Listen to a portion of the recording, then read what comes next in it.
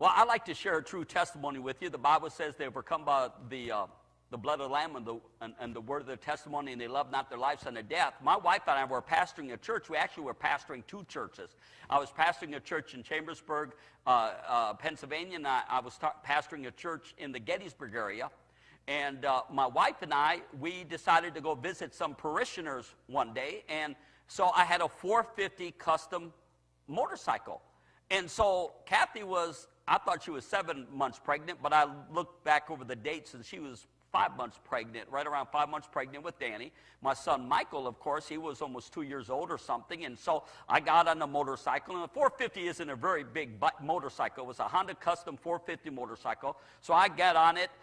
Mikey gets in between us, and then Kathy gets on behind, being, pretty well pregnant, and so we're headed down the road, and we're out visiting people in our church. They thought it was kind of funny because here I'd pulled up to their house and say hi. And so we ended up over there in towards the Roxbury area where we are visiting one family that drove pretty far to come to our church services. And so it was getting pretty late by the time we got done fellowshipping and praying with them. And so we got in a motorcycle. Michael got, in between me and Kathy, and here we go. We're headed down the road. Now I'm coming down 997. And the sun is setting, and I couldn't really see where I was going very well. But I knew there was a shortcut, and it was a dirt road that would cut off a couple miles, maybe. Not maybe even a couple miles. It was just a shortcut. I'm famous for my stupid shortcuts. And so I'm going to take this shortcut. But I really can't see very well because the sun is setting, and somehow the sun got in my eyes. But I saw the shortcut, or I thought it was a shortcut. So I'm doing about 50 miles an hour, and so I just swing off 997 onto this dirt road. I might have slowed up a little bit when all of a sudden, to my shock and amazement, I discovered I had made a major, major big mistake. It was not a road.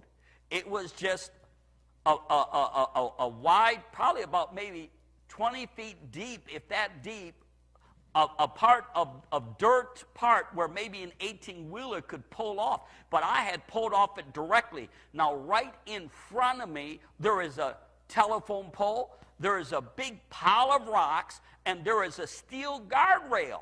Well, I've been driving motorcycle. The first motorcycle I owned when I was 14 years old was a Dream Honda, 305 Dream Honda. I knew right then and there we were either dead or we were really going to be messed up, because there was no way in that gravel I was going to stop that motorcycle within 20 feet and not hit the guardrails, not hit the rock pile, big rock pile, and not hit the telephone pole. I was going to hit something. I knew there was no way. Matter of fact, as I was thinking about this, it was really already too late. I knew we were dead. I knew we were going to be all mangled up. And so all I could do, as I turned off the main highway in 997, and I had turned onto this dirt parking area, is cry out, Jesus! Now, you'd have had to been there to believe this. To this day, it boggles my mind. I said, Jesus! The minute I cried out Jesus, I did not even put on my brakes. I'm telling you, I can see it now. There must have been an angel sitting there with a catcher's mitt, because we ran into something invisible. I'm telling you, it was invisible. Wham! It was like running into a big feather pillow. Ran into this pillow about maybe 3 feet from the rock pile and the guardrail and this big telephone pole, stopped on a dime, not one skid mark on a dirt, just ran into this. Now, right before I ran into this invisible force field, this invisible pillow, I felt pressure from the left and to the right, like somebody was holding us in with 2 feather pillows. So we stopped on a dime, didn't hit nothing, but we hit something invisible. We're standing upright for a moment, and then we just fell gently over onto the right side. Now, when we fell over onto the dirt, it felt like we fell into feathers or pillows.